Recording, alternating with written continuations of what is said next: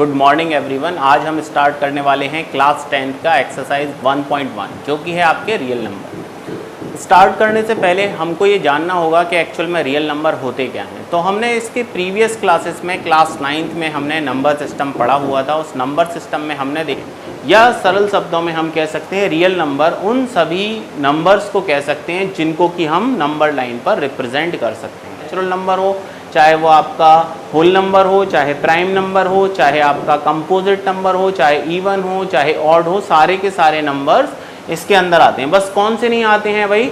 Imaginary numbers नहीं आते हैं। अब इमेजिनरी नंबर की बात करते हैं। इमेजिनरी नंबर्स होते क्या हैं एक्चुअली, इसका आपको विशेष ध्यान देना है कि इमेजिनरी नंबर क्या होते हैं। जैसे कुछ होता है, एक आई से रिप्रेजेंट करते हैं, आयोटा होता है। जैसे हम बात करते हैं रूट -√3 अगर बात करते हैं तो ये एक इमेजिनरी नंबर है, काल्पनिक नंबर है, इस जो कि रियल नंबर के अंतर्गत नहीं आता। इसको हम नंबर लाइंस पर रिप्रेजेंट नहीं कर सकते। बस इतनी सी बात है।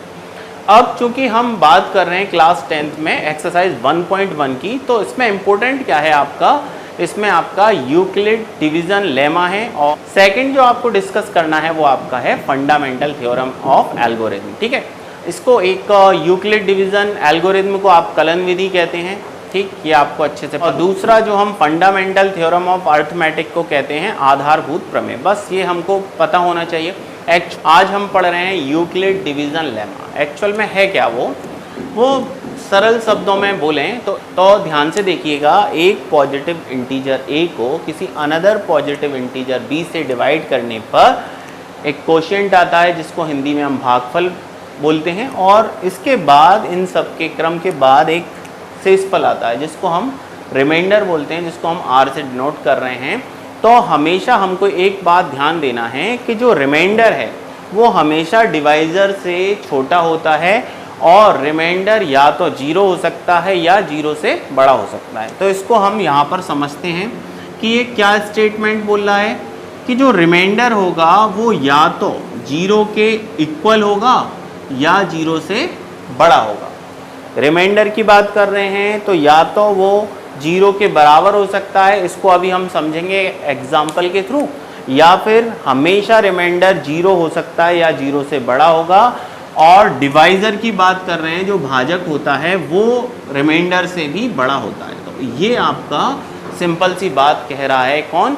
यूक्लिड डिवीज़न लेमा आपकी बात है। ठीक, यहाँ पर हमको ध्यान देना है ये होता क्या है। इसका एक फॉर्मूला होता है, इसको बोलते हैं A = BQ + R। ये हमेशा ध्यान रखना है। एक्चुअल में है क्या, ये एक फॉर्मूला है। क्या है? Dividend = divisor into quotient plus remainder. ठीक है, आपका यूक्लिड डिवीजन लेमा कुछ और नहीं है, एक्चुअल में है dividend = divisor into quotient plus remainder. अब बात यहाँ पर समझ लेते हैं। ये जो डिवाइड करता है एक भाग के एक प्रश्न में, इसको क्या बोलते हैं आप? डिवाइज़र। अगर हिंदी में बात करें तो इसको बोलते हैं भाजक। ठीक, ये जो नंबर है इसको हम बोलते हैं यहाँ पर डिविडेंड। ये आपका जो होता है जिसमें भाग लगाया जाता है वो आपका डिविडेंड है, जिसको हिंदी में बोलते हैं हम भाज्य। इसका जो रिजल्ट होता है कितने टाइम्स ये जाता है उसको हम क्या बोलते हैं? भागफल। इंग्लिश में बोले हैं तो कोशिएंट बोलते हैं इसको, और हिंदी में बात करें तो ये होता है भागफल। और इनके परिणाम स्वरूप जब जो लास्ट में जो बचता है उसको हम r से डिनोट कर रहे हैं यहाँ पर, एक्चुअल में वो होता है आपका शेषफल, जिसको इंग्लिश में बोलते हैं रिमाइंडर। हिंदी में क्या बोलेंगे इसको? शेषफल। तो ध्यान से देखिएगा, इस सिस्टम को हम पिछले कई सालों से पढ़ते हुए आए हैं, जो हमारी प्रीवियस क्लासेस थी इसके पहले। ठीक, तो ये हमारा होता है भाजक, जिसको हम बोलते हैं डिवाइज़र। जिस नंबर से हम भाग देते हैं, जिस संख्या में हम भाग देते हैं वो बोलते हैं, उसको हम डिविडेंड बोलते हैं या भाज्य बोलते हैं। और इसको कितने टाइम्स पढ़ा जाता है, जो भी आता है यहाँ पर वो होता है आपका भागफल, जिसे कोशिएंट बोला जाता है। और इसके बाद जब जो लास्ट में बचता है उसको हम रिमाइंडर बोलते हैं या शेषफल बोलते हैं। एक्चुअल में जो यूक्लिड डिवीज़न लेमा है वो इतना सा है, ये फॉर्मूला बनता है कि भाज्य बराबर, एक्चुअल में होता क्या है, भाजक इंटू भागफल प्लस शेषफल, और कुछ नहीं है भाई, इसको आपको ध्यान देना है। और एल्गोरिथम का एक आप, तो एल्गोरिथम होता क्या है, an algorithm is a series of well-defined steps which gives a procedure for solving a type of problems। Algorithm सुपरिभाषित चरणों की एक श्रृंखला है जो एक विशेष प्रकार की समस्या को हल करने की एक प्रक्रिया या विधि प्रदान करती है। एल्गोरिथम शब्द सबसे पहले 9th सेंचुरी के एक फारसी मैथमेटिशियन थे जो अल ख्वारिज़ी के नाम से लिया गया है, जिन्होंने अलजेब्रा की निर्माण किया। उनकी बुक में अलजेब्रा के बारे में बताया गया। ये ठीक एग्जाम्पल मैं लेता हूँ, अगर मैं बात करता हूँ कि 25 का यूक्लिड डिवीज़न एल्गोरिथम के थ्रू अब हम एचसीएफ निकालना सीखेंगे। किस तरीके से एल्गोरिथम हम निकालते हैं, bye using Euclid division algorithm. इसमें क्या होता है, स्मॉलर नंबर से ग्रेटर नंबर में डिवाइड दिया जाता है और जो रिमाइंडर आता है अगली बार जिस नंबर से हमने डिवाइड किया था डिवाइज़र, उसमें भाग लगाते हैं और ये प्रोसेस तब तक दोहराते हैं जब तक कि रिमाइंडर 0 नहीं आ जाता। इस अभी शायद आपको ना समझ में आया होगा, तो आप देखिएगा इसको, अगर हम फॉलो करते हैं इस स्टेप को तो हमारा बोलें तो एचसीएफ हमको मिल जाता है। करेंगे क्या, प्रोसीजर क्या है, ध्यान से देखिएगा। स्मॉलर नंबर, इसमें स्मॉलर नंबर क्या है 50 और ग्रेटर नंबर क्या है 25। तो स्मॉलर नंबर से ग्रेटर नंबर में डिवाइड देते हैं तो 15 1 जा 50, कितना बचा भाई 10। अब क्या हुआ था, इसको हम लिखने का क्या है, या तो फॉर्मूले में बात करें a equal to B into Q plus R, ठीक, या बोल सकते हैं dividend equal to divisor into quotient plus remainder, या बोल सकते हैं भाज्य बराबर भाजक इंटू भागफल प्लस शेषफल। तो इसको लिखेंगे क्या, ये जो हमारा डिविडेंड है इसको हम लिख सकते हैं, यहाँ पर बात कर रहे हैं हम किस तरीके से, 25 इक्वल टू क्या करते हैं हम भाई, b इंटू क्यू, ये b था ये q था, इसका इससे मल्टीप्लाई करते हैं 15 इंटू 1 और रिमाइंडर प्लस क्या करते हैं साथ ही साथ रिमाइंडर, रिमाइंडर कितना था 10। बात समझ रहे हो आप। नेक्स्ट स्टेप क्या होगी, कभी भी कंफ्यूजन नहीं, ये यहाँ पर आना है, करना क्या है, यहीं पर देखना है आपको, जिस नंबर से डिवाइड किया था अब जो रिमाइंडर से उसमें भाग लगाते हैं। तो 10 से कितने टाइम जाएगा, 10 1 जा 10, तो कितना रिमाइंडर आएगा 5। इसको क्या लिखेंगे हम यहाँ पर, 15 को 10 इंटू 1, 10 इंटू 1 प्लस कितना बचा रिमाइंडर 5। होता क्या है, dividend, dividend equal to divisor into quotient plus remainder, ये डिविजर था, ये आपका कोशिएंट था और 5 आपका रिमाइंडर था।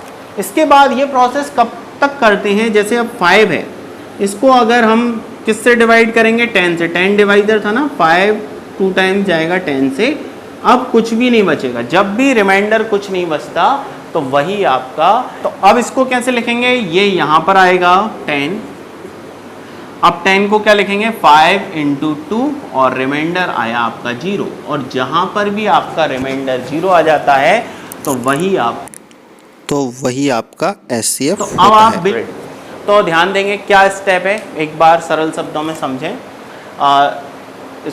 स्मॉलर नंबर से ग्रेटर नंबर में डिवाइड दिया जाता है, फिर जो भी रिमाइंडर आता है जिस नंबर से हमने पहले डिवाइड दिया था उसमें भाग लगाते हैं, फिर जो रिमाइंडर बचता है जिस नंबर से हमने पहले भाग लगाया था, डिवाइजर था, उसमें भाग लगाते हैं। ये प्रोसेस तब तक दोहराते हैं जब तक कि रिमाइंडर 0 नहीं आ जाता, ये कम्प्लीटली डिविजिबल नहीं हो जाता, और जो नंबर इसको कम्प्लीटली डिविजिबल कर देता है वही हमारा एचसीएफ होता है। तो आइए शुरू करते हैं। आपका फर्स्ट क्वेश्चन है क्लास 10th का एक्सरसाइज 1.1 का फर्स्ट क्वेश्चन। तो ये क्वेश्चन है 135 एंड 225 का यूक्लिड डिवीजन एल्गोरिथम के थ्रू एचसीएफ निकालना। तो सबसे पहले जैसा आपने फॉर्मूला देखा, एक्चुअल में यूक्लिड डिवीजन लेमा है क्या, a equal to B into Q plus are है, और इसकी बात करें dividend equal to divisor into quotient plus remainder, या फिर भाज्य बराबर भाजक इंटू भागफल प्लस शेषफल होता है। ठीक, तो यहाँ भी यही करना है, हमको ध्यान से देखना है। तो इसमें क्या है, ये आपका डिविडेंड है, यहाँ पर डिविडेंड देखा तो वो था आपका 225 इज इक्वल टू, ठीक है, डिवाइजर इंटू कोशिएंट, यहाँ दिया है आपको डिविजर इंटू कोशिएंट, तो डिविजर था आपका 135, कोशिएंट आपका कितना निकल के आया 1, और रिमाइंडर कितना था 90। तो फर्स्ट स्टेप हम ये लिखेंगे इस तरीके से। अब क्या होता है, इसको हम करने का सरल तरीका क्या है, ये जो रिमाइंडर है जिससे डिवाइड किया था, रिमाइंडर आया। अब इस रिमाइंडर में इसके पहले वाले डिवाइजर से भाग लाते हैं। तो पहले वाला डिवाइजर क्या था? 135।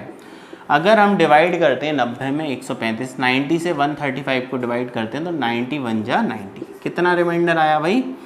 5 और 45। ठीक, तो इसको भी क्या लिखेंगे इसी फॉर्म में? तो ये यहाँ पर आ जाएगा। अगर आप सरल शब्दों में समझो, 135 अब आपका क्या है? डिविडेंड है।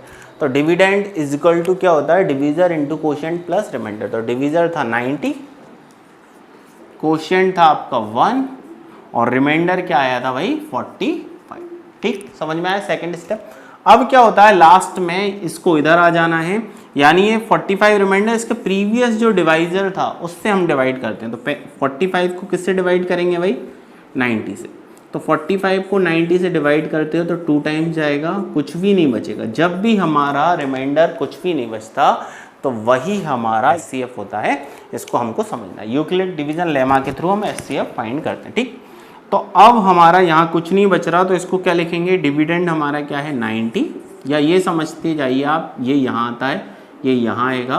तो 45 इंटू 2 और रिमाइंडर क्या आया आपका? कुछ भी नहीं आया, प्लस 0। और जहाँ भी आपका 0 आ जाता है तो वही आपका HCF होता है। तो आपका HCF क्या निकल के आया? 45। जो नंबर्स इसको परफेक्टली डिविजल कर देता है तो वो हमारा आंसर होता है। तो हमारा फर्स्ट क्वेश्चन का आंसर 45 था।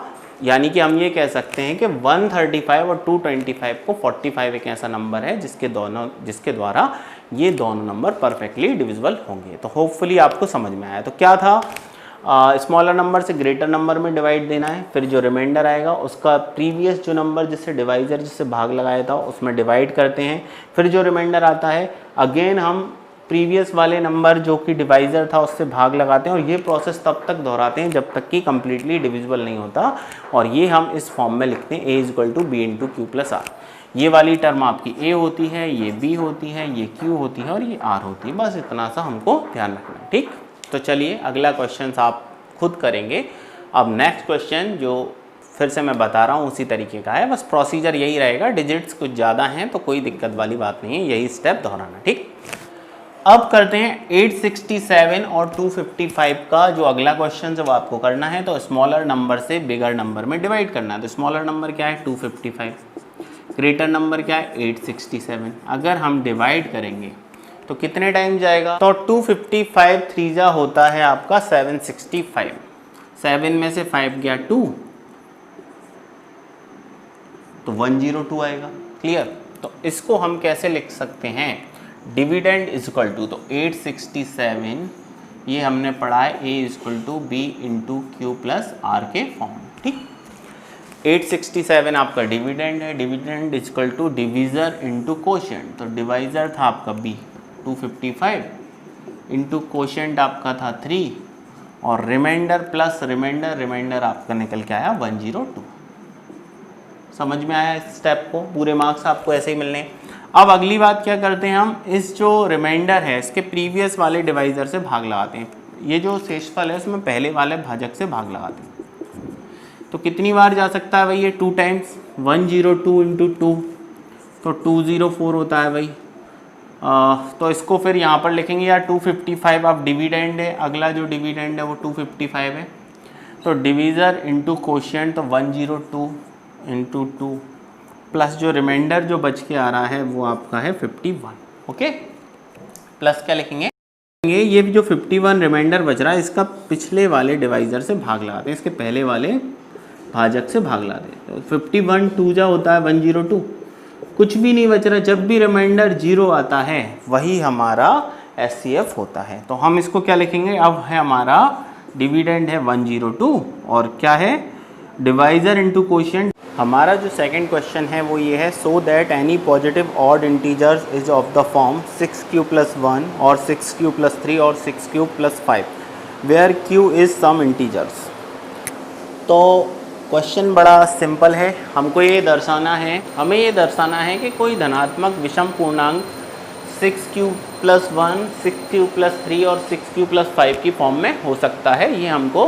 ये हमको बताना है। तो चलिए करते हैं, टेंशन लेने की कोई बात नहीं है। हमको यूक्लिड डिवीज़न लेमा के बारे में पता है, तो हम इसको करने की कोशिश करते हैं। पहले स्टार्ट करते हैं। तो हमको यहाँ पर कुछ दिया नहीं है, तो हम क्या करते हैं, let A be any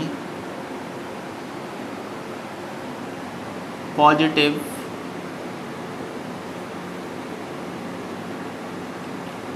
odd integers and b is equal to 6 हमको दे रखा है। क्यों दिया है? क्योंकि हमको इस फॉर्म में निकालना है 6 cube plus 1, 6 cube plus 3, 6 cube plus 5। As we know that a is equal to b into Q plus r, ये हमको पता है। ठीक, यहाँ पर इस फॉर्म में अगर हम देखते हैं तो इस हिसाब से ये है 6 क्यूब प्लस, मतलब b हमको ऑलरेडी दे रखा है यहाँ पर 6। ठीक, ये बात हमको क्लियर समझ में आ रही होगी कि a इज इक्वल टू, या फॉर्मूला बनता है dividend is equal to divisor into quotient plus remainder. तो उस हिसाब से b की वैल्यू हमको दे रखी है, a की हमने कोई भी वैल्यू, कोई भी ऑड इंटीजर्स अगर हमने लेट किया है तो यहाँ पर हम आगे बढ़ते हैं। अब एक बात ध्यान है हमको, इस जब भी हमको यूक्लिड डिवीज़न लेमा जब हमने पढ़ा है तो उसमें कंडीशन दी होती है कि रिमाइंडर या तो जीरो होगा, जीरो के बराबर होगा या उससे बड़ा होगा, और डिवाइज़र उससे बड़ा होता है। क्लियर? ये हम पहले देख चुके हैं। यूक्लिड डिवीज़न लेमा में रिमाइंडर है शेषफल या तो जीरो हो सकता है या जीरो से बड़ा होगा, और डिवाइज़र और रिमाइंडर डिवाइज़र से छोटा होगा। ये हमको ऑलरेडी पता है, as we know that. Start करते हैं। जब हमको यहाँ पर एक कंडीशन यहाँ पर हमको मालूम है कि b की वैल्यू 6 है, यानी कि आपका डिवाइज़र यहाँ पर 6 है। हमने ये पढ़ा है ना इस तरीके से कि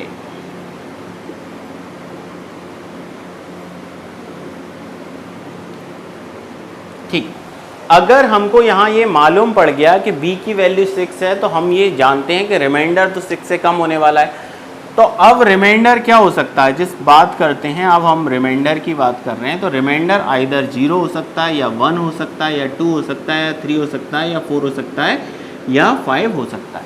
ये बात सबको समझ में आ रही है? अगर डिवाइज़र 6 है तो रिमाइंडर क्या होता है, शेषफल हमेशा भाजक से छोटा होता है, ये हमको पता है। तो अब क्या हो सकता है, 6 तो हो नहीं सकता, 6 से ज़्यादा भी नहीं हो सकता, या तो 0 होगा, या 1 होगा, या 2 होगा, या 3 होगा, या 4 होगा, या 5 होगा। यहाँ पर हमने देखा। ठीक, क्लियर? अगर डिवाइज़र 6 है तो रिमाइंडर हमेशा इससे छोटा होगा। अब छोटा कुछ भी हो सकता है, 0 भी हो सकता है, 1 हो सकता है, 2 हो सकता है, 3 हो सकता है, 4 और 5। कहाँ तक लिमिट है? 0 से 5 तक होने की कोई भी इसकी प्रोबेबिलिटी हो सकती है। स्टार्ट करते हैं। इसके बाद यहाँ तक हमको लिमिट पता पड़ा है, तो अब हम क्या लिख सकते हैं यहाँ से, इसके हिसाब से a इज इक्वल टू, या तो क्या हो सकता है 6q प्लस रिमाइंडर क्या हो सकता है 0।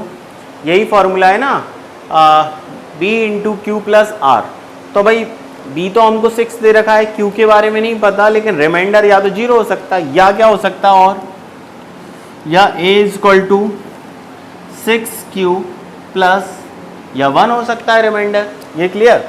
या फिर डिविडेंड क्या हो सकता है 6q प्लस 2 हो सकता है, या अगला क्या हो सकता है a is equal to 6q plus 3 हो सकता है। ये भी संभव है। ठीक है, पॉसिबिलिटी ये भी है, या ये भी है रिमाइंडर आपका 6 से छोटा है, तो कोई भी हो सकता है, या हो सकता है 6 इंटू क्यू प्लस 4, और आइदर क्या हो सकता है, या क्या हो सकता है, और क्या हो सकता है a is equal to 6q plus 5। यहाँ तक सभी को समझ में आया? अगर हमको पता है रिमाइंडर, अगर हमको पता है डिवाइज़र अगर 6 है, अगर हम इसकी जगह माने 6 है ये, तो जो रिमाइंडर आने वाला है, जो इसका मल्टीपल होगा, तो वो रिमाइंडर हमेशा 6 से कम आने वाला है। तो या तो वो 0 हो सकता है, या 1 हो सकता है, 2 हो सकता है, 3 हो सकता है, 4 हो सकता है, 5 हो सकता है, कोई भी पॉसिबिलिटी उसकी हो सकती है। ठीक है, अगर हम इस हिसाब से चलें, ये जो हमने यूक्लिड डिवीज़न लेमा देखा था, a is equal to b into Q plus r, तो यहाँ पर as we know that a को हमको फाइंड करना है, तो b हमको 6 दिया है, q इस फॉर्म में लिखा, और रिमाइंडर या तो 0 भी हो सकता था, या फिर क्या हो सकता था 1 भी हो सकता था, या 2 भी हो सकता था, या आपका 3 भी हो सकता था, या रिमाइंडर 4 या 5। अब हमसे हमारे क्वेश्चन में क्या बोला था कि हमको ऑड इंटीजर निकालना है, क्या सभी के सभी ऑड इंटीजर 6q + 1, 6q + 3 और 6q + 5 के फॉर्म में होते हैं, ये हमको प्रूव करना था। तो बिल्कुल एज वी नो दैट कि इवन नंबर्स का प्रोडक्ट भी इवन होता है। अगर हमको ये पता है कि सम संख्या का गुणनफल अगर कोई नंबर इवन है, अगर उसका किसी से मल्टीप्लाई किया जाए, किसी भी नंबर से मल्टीप्लाई किया जाए, तो रिजल्ट क्या आने वाला है, हमारा इवन आता है। जैसे ध्यान से देखिएगा, अगर 3 एक ऑड नंबर है, उसका मैं 2 से मल्टीप्लाई करता हूँ, 2 क्या है आपका इवन नंबर, और जब इसका रिजल्ट आता है प्रोडक्ट वो आएगा 6, तो वो क्या आता है, हमेशा इवन ही आता है भाई। तो इस हिसाब से आपको पता है, अगर हम यहाँ पर q की जगह, ठीक है, अगर हम q की जगह कोई एक नंबर जो कि आपका यहाँ पर हमको ध्यान देना है, अगर हम q की जगह कोई भी नंबर रखें, यहाँ वैल्यू पुट करते हैं, तो इससे तो कोई फर्क नहीं पड़ रहा, क्योंकि ये इवन नंबर है, इवन का प्रोडक्ट करेंगे तो इवन ही आने वाला रिजल्ट। अब फाइनल आपको क्या नंबर देखना है, ऑड नंबर्स देखना था। तो भाई ये इवन आएगा, इवन + 0 भी इवन होता है, तो ये इवन ही रिजल्ट देगा। बात करते हैं यहाँ 2 की बात करते हैं, ये भी इवन आएगा, और 6 × q कुछ भी हो, ऑड हो इवन हो, तो रिजल्ट क्या आएगा, किसी भी सम संख्या का गुणा किया जाए तो जो रिजल्ट आएगा वो भी सम आएगा। किसी इवन नंबर का अगर प्रोडक्ट करते हैं तो रिजल्ट भी आपका इवन आता है, जो हमने यहाँ पर देखा। तो ये इवन होगा, और इवन + इवन, तो ये भी इवन होने वाला है। सम और सम का योगफल भी एक सम संख्या होती है, तो यहाँ से नहीं मिलने वाला। इसी तरह अगर हम 6q + 4 देखें, तो ये पूरा जो रिजल्ट आएगा वो आपका इवन आएगा, और इवन में ये इवन जुड़ेगा तो हमारा इवन ही आने वाला है। लेकिन हमसे क्या बोला था, ऑड इंटीजर्स के बारे में पूछा था, तो आप देखेंगे कि ऑड इंटीजर्स हमको कहाँ मिल सकते हैं, 6q, यहाँ पर इवन आ सकता है, और इवन + ऑड क्या आएगा, ऑड आएगा। यहाँ पर भी 6q + 3, ये भी ऑड देगा और ये भी ऑड देगा। तो ऑड कौन कौन देगा आपको, 6q + 1, 6q + 3, 6q + 5। तो ये हमारा प्रूव हो चुका है कि हमको ये बताना था कि कोई भी पॉजिटिव ऑड इंटीजर्स हमेशा 6q + 1, 6q + 3 और 6q + 5 के फॉर्म में होंगे। चलो इसको देखते हैं। अगर हम q की जगह कुछ भी प्लेस कर दें, जैसे 2 प्लेस कर दें, 6 × 2 और +1 कर दें, तो जो रिजल्ट आएगा 12 + 1, ये क्या होगा, ये भी एक ऑड नंबर होगा। अगर 6 की जगह कुछ भी प्लेस करते हैं, अगर अपन 1 करते हैं q की जगह, 6 × 1 +1 करेंगे, तब भी आप 6 × 1 6 होगा, 6 + 1 क्या होगा, 7 होगा। आप ये समझ रहे होंगे। तो ये हमको प्रूफ करने को बोला था, जो कि हमने बड़े आसानी से प्रूफ कर दिया। होपफुली आपको समझ में आया होगा। यहाँ भी अगर आप 6 की जगह, यहाँ पर q की जगह 2 प्लेस करो, 6 × 2 + 3, तो 6 × 2 होता है 12, और 12 + 3 कितना होता है आपका 15। तो हम प्रूफ कर चुके हैं कि कोई भी odd integer, positive odd integers 6q + 1, 6q + 3 और 6q + 5 के फॉर्म में हो। नेक्स्ट क्वेश्चन है, वो है आपका question number 3। An army contingent of 616 members is to march behind an army band of 32 members in a parade. The two groups are to march in the same number of columns. What is the maximum number of column in which they can march? अब आपसे question पूछा गया है कि किसी parade में 616 सदस्य वाली एक आर्मी थी। आर्मी दल की 2 टुकड़ियों ने परेड में भाग लिया। अगर प्रत्येक, ये पूछा गया है आपसे कि 32 सदस्यों वाली एक मार्च बैंड है, उसके पीछे भाग लेना है, तो कितने कॉलम्स इस टुकड़ी में रहेंगे, कितनी समान टुकड़ियां बनाई जा सकती हैं। ठीक है, अब जब भी मैक्सिमम की बात आती है तो हम चाहेंगे कि मैक्सिमम नंबर्स ऑफ बैंड रखा जाए, उनकी संख्या। तो इसके लिए हम जब भी मैक्सिमम की बात करते हैं तो मैक्सिमम का मतलब क्या होता है, SCF। ये बात हमको पता है, और जब भी इसको हम किससे, न्यूक्लियर डिवीज़न एल्गोरिथम के थ्रू हम इसको समझेंगे। ठीक है, SCF निकालना वहाँ से हम सीख चुके हैं। तो अब आपको पता है टोटल जो कंटिजेंट था उसमें कितने मेंबर्स थे, 6116, और जो बैंड आर्मी में कितने परसेंट थे, 32।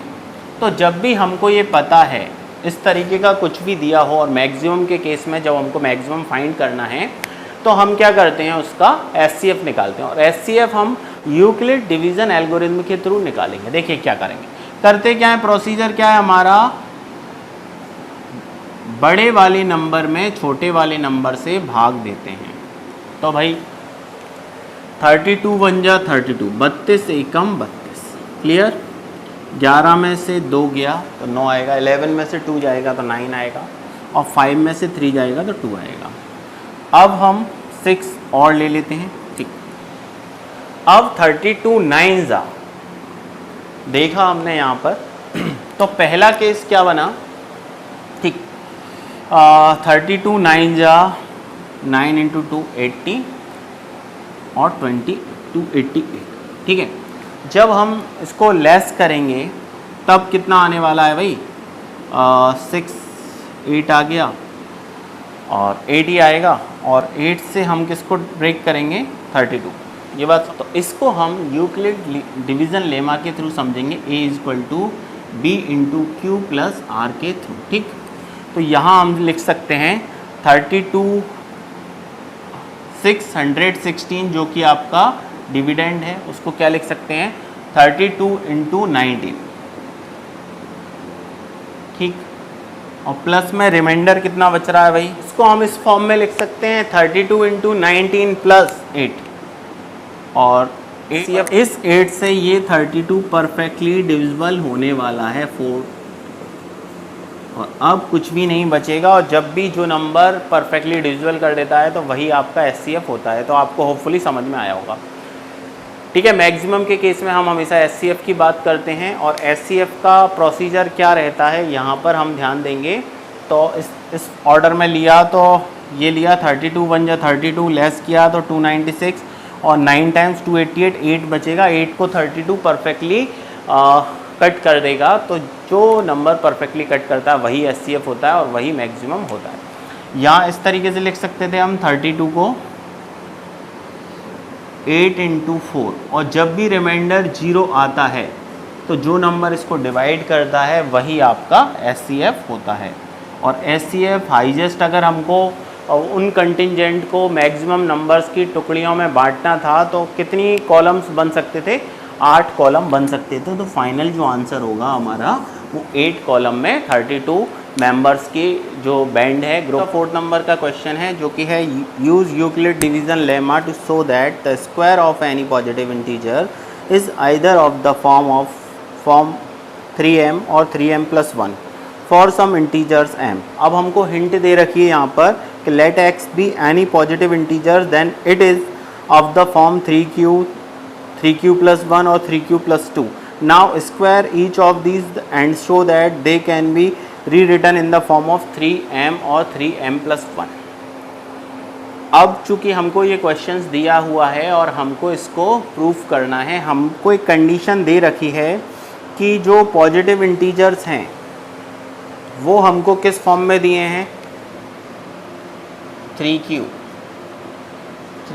+ 1 एंड 3q + 2। ओके, अब हमको a नहीं दिया तो let a be any positive integer number, okay. और b की वैल्यू है आपकी 3 और b = 3, ओके। अब by using Euclid division lemma, क्या होता है भाई यूक्लिड डिवीज़न लेमा में, a = b into Q plus R होता है, यानी कि dividend = divisor into quotient plus remainder होता है, ठीक है। और यहाँ पर एक कंडीशंस और रहती है कि जो रिमाइंडर है वो 0 से ग्रेटर और या इक्वल होता है और लेसर देन b होता है, ये बात हमको पता है। यहाँ पर रिमाइंडर या तो 0 होगा या 0 से बड़ा होगा, और किससे छोटा होता है, भाजक से छोटा होता है, ठीक। अगर आपको यहाँ पर एक बात फिक्स है कि b की वैल्यू अगर 3 है, b की वैल्यू अगर 3 है तो रिमाइंडर क्या होगा भाई, तो रिमाइंडर 3 से कम होगा, लेसर होगा। तो all possible values of remainder क्या हो सकती है भाई? ऑल पॉसिबल वैल्यू, या तो रिमाइंडर 0 हो सकता है, या 1 हो सकता है, या 2 हो सकता है। ये आपके पास 3 ही कंडीशन है। ये बात आपको समझ में आई? यहाँ पर हम यूक्लिड डिवीज़न लेमा के थ्रू देख रहे हैं, जो होता है a equal to B into Q plus R. और जब भी इस तरीके से यूक्लिड डिवीज़न लेमा फॉलो होता है तो वहाँ हमको पता है रिमाइंडर या तो 0 हो सकता है, 0 से ग्रेटर होता है, और लेसर किससे होता है? 20 से। b यानी कि आपका डिवाइजर। ठीक, अब चूंकि थोड़ा सा यहाँ पर मिटाना पड़ेगा, यहाँ तक सभी को क्लियर है। चलिए मैं कोशिश करता हूँ यहाँ पर, चलो इतने इस पार्ट को मैं इरेज करता हूँ, ठीक है। इसको हम ध्यान से यहाँ पर लिखेंगे साइड में, ठीक है। तो मैं यहाँ करने की कोशिश करता हूँ, ध्यान से देखिएगा। तो रिमाइंडर की जो पॉसिबिलिटी क्या है? 0 हो सकता है, 1 हो सकता है, 2 हो सकता है। अगर हम बात करते हैं, जब हम बात करते हैं कि रिमाइंडर 0 हो, तो आपको ध्यान से देखिएगा, when remainder is equal to 0, तब क्या होगा भाई? तब होगा 3 a इज इक्वल टू क्या होता है? 3q प्लस रिमाइंडर की जगह मैं 0 रखूँगा भाई। अब चूंकि हमारे क्वेश्चन में स्क्वायर का बोला था, कि स्क्वायरिंग करने का बोला था, तो मैं क्या करता हूँ? इसकी स्क्वायरिंग करता हूँ both side, squaring both sides. दिख रहा है ना ये सारा? तो स्क्वायरिंग करेंगे तो भाई a स्क्वायर हो जाएगा, इसी तरह 3, और ये 3q प्लस 0 को हम क्या लिख सकते थे भाई? इसको 3q ही लिख सकते थे, और 3q का स्क्वायर होगा। अगर आप ध्यान से देखें तो 3q के स्क्वायर को क्या लिख सकते थे हम? 9q का स्क्वायर। 3 का स्क्वायर 9 हो सकता है, और q का स्क्वायर है तो q स्क्वायर होगा। अब चूंकि हमको इस फॉर्मेट में लिखना है कि स्क्वायरिंग करने के बाद वो नंबर 3m और क्या हो? 3m और 3m प्लस 1 की फॉर्म में हो। ये सिर्फ हमसे प्रूफ करने को बोला है, तो हम उसी फॉर्मेट में देखेंगे, ठीक है। इसको मैं क्या लिख सकता था भाई? a स्क्वायर बराबर, इसको मैं लिख सकता था, अगर मैं 3 कॉमन ले लूँ तो क्या मैं इसको 3q स्क्वायर लिख सकता हूँ कि नहीं? हाँ। और यहाँ पर हमको एक पूरा छूट दी थी कि, ठीक, यहाँ पर ध्यान से देखिएगा, यहाँ मैं क्या लेता हूँ? इसको मैं m मानता हूँ, m is equal to 3q square लेने का, ठीक। तो m यहाँ पर कोई भी इंटीजर होता है, m इज सम इंटीजर्स। तो क्या मैं इसको इस फॉर्म में लिख पाया हूँ? इसको मैं 3q स्क्वायर को यदि मैं m मान के चलता हूँ, यहाँ m कोई भी इंटीजर है, तो क्या मैं इसको 3m की फॉर्म में लिख पाया हूँ? हाँ बिल्कुल लिख पाया हूँ। मेरे क्वेश्चन में ये दिया था, आइदर किसी भी नंबर्स को या तो हम 3m लिखें या 3m प्लस 1 की फॉर्म में लिखें, ठीक। अगला क्वेश्चन यहाँ पर देखिएगा, नेक्स्ट, अगर हम when remainder is equal to 1 लेने पर, अब हम क्या ले रहे हैं भाई? रिमाइंडर 1 ले रहे हैं। अगर उस केस में अगर हम 1 लेते हैं तो Euclid, bye using Euclid division lemma, तो क्या होगा? 3q प्लस 1 होगा। ये होता है dividend equal to divisor into quotient plus remainder, ठीक। अब क्या करना है? चूंकि हमारे क्वेश्चन में स्क्वायरिंग का बोला था, तो इस पर स्क्वायरिंग करते हैं both side, squaring by squaring both sides. तो a square plus 3q plus 1 का होल स्क्वायर, क्या हम इसको a प्लस बी का होल स्क्वायर में कंसीडर कर सकते हैं? हाँ बिल्कुल। तो आपको एक फॉर्मूला पता है कि a प्लस बी का होल स्क्वायर बराबर क्या होता है? a square plus b square plus 2ab, clear. अब ध्यान से देखेंगे हम, यहाँ पर ये a है 3q और b को हम 1 लेट कर रहे हैं, ठीक। तो a square is equal to a का स्क्वायर यानी 3q का स्क्वायर प्लस b का स्क्वायर, b को हम 1 कर रहे हैं तो 1 स्क्वायर, 2ab, 2a की वैल्यू थी 3q प्लस b की वैल्यू थी आपकी 1, तो इस हिसाब से यहाँ पर होगा 3q का स्क्वायर करेंगे तो 9q स्क्वायर, क्लियर। प्लस 1 का स्क्वायर 1 होता है, तो 2 इंटू 3 कितना होता है 6 क्यूब। क्लियर। इसके बाद अब हमको क्या लिखना था, इसको सिस्टमैटिक अरेंज करते हैं हम। 9 क्यू स्क्वायर प्लस 6 क्यूब, इस तरह से लिखते हैं हम इसको सिक्वेंस में, इस तरह से लिखा जा सकता है। और यहाँ पर हम इसको 3 या तो हमको 3m और 3m प्लस 1 के फॉर्म में लेना था, तो 1 के फॉर्म में ये दिखाई दे रहा है हमको, तो ए स्क्वायर, इसमें अगर मैं 3 को कॉमन लेता हूँ तो 3q square plus 2q plus 1 को मैं अलग से लेता हूँ। अगर मैं यहाँ पर, मैं यहाँ लिख रहा हूँ भाई, इसको मैं यहाँ उठा के लिख रहा हूँ, ठीक। अगर m इज इक्वल टू मैं 3q square plus 2q late करते हैं, जहां पर m is some integer. Clear. तो अब हम इसकी जगह क्या लिख सकते थे, तो हम लिख सकते थे a square is equal to 3m plus 1, इस फॉर्म में हम इसको लिख सकते थे। क्लियर है, m प्लस 1 की फॉर्म में हम लिख सकते थे। तो ये भी हमारा प्रूफ हो गया, हमने रिमाइंडर 0 और 1 कर लिया। इसी तरह अगर आप 2 रखेंगे तो वो केस भी आपका यहां पर क्या होगा, अगर आप रिमाइंडर की जगह 2 लेते हो तो क्या होने वाला है case, a is equal to 3q plus 2, और स्क्वायरिंग करेंगे तो आएगा उसी फॉर्म में 3m प्लस 1 के फॉर्म में आएगा। इसको आप करके देखिएगा, ठीक है। तो इस तरीके से हम इसको प्रूव कर सकते हैं। ओके, होपफुली आपको समझ में। एक्सरसाइज 1.1 का लास्ट जो क्वेश्चन है उसको हम देखने वाले हैं। use Euclid division lemma to show that the cube of any positive integers is the form of 9m, 9m plus 1 और 9m plus 8। तो भाई 9m, 9m plus 1 और 9m plus 8, ये क्वेश्चन आपका। Bye using Euclid division lemma हमको ये find करना है। तो सबसे पहले हम चलते हैं, अब हमको पता नहीं है ए क्या है। चलिए, तो हमने देखा let A be any positive integer, okay, and b कुछ भी मान सकते हो भाई। 9 मानेंगे तो अब क्यूब का बोला है तो उसका क्यूब बड़ा हो जाएगा और फॉर्मूला लगेगा, वहां पर दिक्कत आएगी। तो हम कुछ भी कंसीडर कर सकते हैं। बी को यहां पर हम क्या मानेंगे, बी को हम मानते हैं यहां पर 3। कुछ भी मान सकते हो आप, 9 भी मान सकते हो आप, 3 भी मान सकते हो, ठीक है। मैंने 3 क्यों लिया, क्योंकि कैलकुलेशन की दृष्टि से बहुत आसान होगा, हमको सिर्फ प्रूफ करना है तो वो बड़ी आसानी से हो जाएगा, ठीक है। क्यूब करेंगे तो वही वहीं जाएगा, 27 होगा और उसमें से कॉमन हम 9 ले सकते हैं, ठीक। तो b इक्वल टू 3 लिया।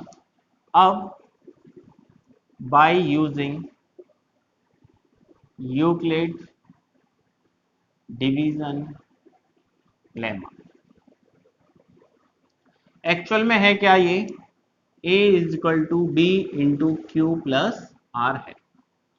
और यहां पर हमेशा ध्यान रखना है कि r is greater than equal less, sorry, remainder is always greater than और equal to 0 and less than b। तो ये हमेशा ध्यान रखना है कि रिमाइंडर या तो 0 होगा या 0 से बड़ा होगा, लेकिन हमेशा b से छोटा होगा, भाजक से छोटा होगा। अब ध्यान देने वाली बात क्या है, अब चूंकि आपने b को 3 लिया है, अगर आपने डिवाइजर को 3 लिया है, b को अगर 3 लिया है तो रिमाइंडर क्या हो सकते हैं भाई, ऑल पॉसिबल जो केस हो सकते हैं जो रिमाइंडर के। तो अब आपको पता है क्या हो सकता है भाई, या तो 0 हो सकता है, या 1 हो सकता है, या 2 हो सकता है, क्योंकि हमको पता है रिमाइंडर हमेशा डिवाइजर से छोटा होगा। तो 3 केस आ रहे हैं हमारे, 0, 1, 2। अब इसको हम यहां पर करने की कोशिश करते हैं। अब समझिएगा, यहां पर आप नोट कर लीजिएगा, इसके बाद मैं यहां पर रफ कर रहा हूं। इतना काम हमेशा हर एक में क्वेश्चन में करना ही करना है, ठीक। अब चूंकि ध्यान से देखिएगा, जो रिमाइंडर है या तो वो 0 हो सकता है, 1 हो सकता है, 2 हो सकता है। अब हम बात करते हैं जब रिमाइंडर हमारा 0 हो, व्हेन रिमाइंडर इज 0, फिर क्या है, यूक्लिड डिवीजन लेमा में a equal to B into Q plus r. यहां जो b आपको दे रखा है वो है आपका 3। ठीक, हमने देखा था b को हमने कंसीडर किया था 3 और एक डिविडेंड को a माना था। ठीक, 3 into Q plus r, r की जगह क्या पुट कर रहे हैं हम, वही 0। ठीक है, आर बराबर 0 लेना था, तो a इक्वल टू इसको लिख सकते हैं 3q प्लस 0 का मतलब 3q होगा, तो यहाँ a की वैल्यू 3q आई। लेकिन हमारे क्वेश्चन में हमसे क्यूब करने को बोला था, तो हम क्या करते हैं, क्यूबिंग बोथ साइड।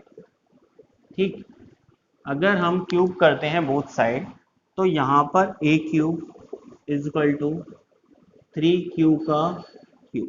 ठीक, अब a क्यूब तो ये था और 3 का क्यूब कितना होगा 27, और q का क्यूब चल ही रहा था।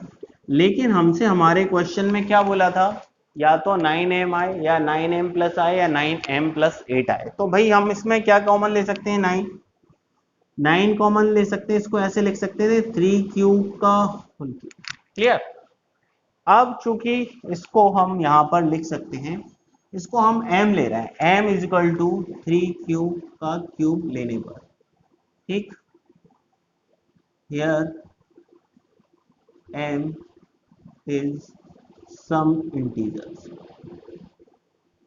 अगर मैं m की वैल्यू 3q का क्यूब लेता हूं, ठीक है, तो यहां पर इसकी जगह हम क्या लिख सकते थे, a क्यूब बराबर 9, इसकी जगह मैं क्या वैल्यू पुट कर सकता था, 3q की जगह m ले सकता हूं, m कोई भी पॉजिटिव इंटीजर्स अगर मैं लेट कर रहा हूं तो इस फॉर्म में मैंने इसको अचीव कर लिया। समझिए, आप हमको क्यूब करने को बोला था, हमने क्यूब किया। अब ध्यान से देखिएगा, ये तो आपको समझ में आया, चलिए मैं इसको रफ कर रहा हूं, आगे की बात आपको समझा।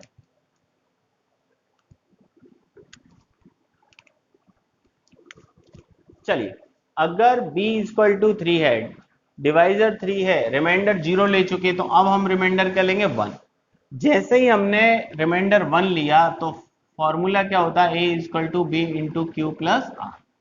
तो a तो हमने लेट किया हुआ था, कंसीडर किया हुआ था, b की जगह हमने 3 लिखना है, q था, और r की जगह हम क्या प्लेस करने वाले, 1। चूंकि हमारे क्वेश्चन में क्यूब बोला था तो इसका हम क्यूबिंग करेंगे, क्यूब सॉरी बोथ साइड्स। जब हमने क्यूब किया तो आप ध्यान से देखिएगा, a क्यूब यहां पर क्यूब किया और यहां भी क्यूब करते हैं, 3q प्लस 1 का होल क्यूब। ठीक, अब एक बात ध्यान रखना, ये a प्लस बी का होल क्यूब हो सकता है, इसको a मानना है, इसको b मानना है। ठीक, अब a प्लस बी का होल क्यूब क्या आता है भाई, हमको पता है a प्लस बी का होल क्यूब क्या होता है, a cube plus b cube plus 3a square b plus 3ab का 3ab स्क्वायर। ठीक, यहां तक। अब a हमारा 3q है और b हमारा 1 है, हम रखते हैं यहां पर a क्यूब 3q। चलिए, a क्यूब यानी 3q का होल, 3q का क्यूब प्लस b को हम 1 मान रहे हैं तो 1 का cube plus 3 a square, a क्या था भाई, 3q था, उसका स्क्वायर प्लस इंटू b क्या था, 1 था, प्लस साथ ही साथ 3a जो था आपका वो था 3q इंटू b था आपका 1, तो 1 का स्क्वायर। ठीक, अब इसको हम सिस्टमेटिक यहां लिखते हैं, अब हम यहां पर जाते हैं, चलिए ऊपर लिखता हूं, 3q का क्यूब, यहां पर a क्यूब लिखा मैंने, 3q का क्यूब क्या लिख सकता हूं मैं इसको, 27q का क्यूब। 1 का क्यूब क्या होता है भाई, 1 होता है। 3 का स्क्वायर क्या होता है, 9q प्लस 3, 9 क्यूब इंटू 3 कितना होता है, 27 क्यूब। क्लियर है। और 3 इंटू 3 9, 9 इंटू 1, तो ये होगा आपका 9। चलिए, इसको एक ऑर्डर में अरेंज करने के लिए क्या करेंगे, पहले लिखा 27 क्यू का क्यूब, फिर उसमें सॉरी ये स्क्वायर टर्म है, स्क्वायर लिया,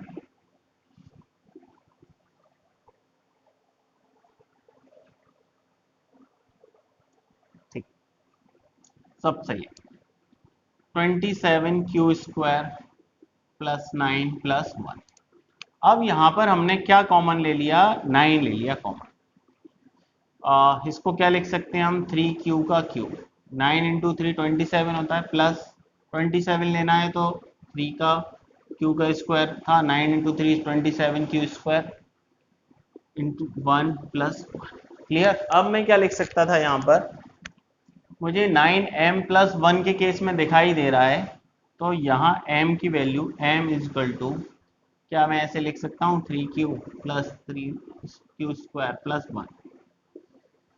ये मैंने लिया, यहाँ m इज सम इंटीजर, चूंकि जगह नहीं था इसलिए लिया।